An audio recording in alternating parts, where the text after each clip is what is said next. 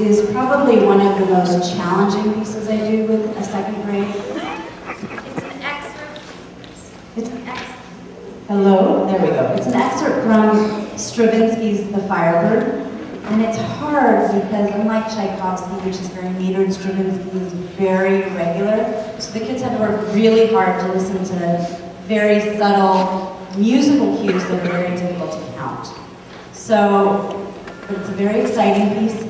The story of the Firebird, since it's less known than the Nutcracker, is the story of an evil sorcerer named Cachet who lives in this terrible castle named Castle Pitiless. Literally, it's called Castle Pitiless. And anyone who wanders in, the men get turned to stone, and the women become prisoners in this castle. And amongst this, a young prince named Prince Ivan wanders in, and he almost captures a beautiful red bird called a Firebird, who turns out is actually an extremely magical creature, and he can't stand to actually hurt the Firebird. So the Firebird says, I will grant you a favor whenever you need help, just pull out my feather and call on me. And so what ends up happening is, of course, Ivan falls in love with one of the princesses that is under the spell of the evil Cachet. And in this part of the story, Cachet has sent out his demons to meet Ivan and to meet the princesses who've been dancing out in the forest. So we've kind of condensed the second part of the story. What ends up happening is the Firebird comes to the rescue, puts the demons under a spell, and they begin this mad dance, and they dance and dance and dance and dance completely out of their own control until they collapse. Ivan finds the stone, which is actually Cachet's heart, which he's hidden in a tree, and he crushes the stone, kills Cachet, kills the demons, and saves all the prisoners of Castle Pitiless. So we present to you the Firebird.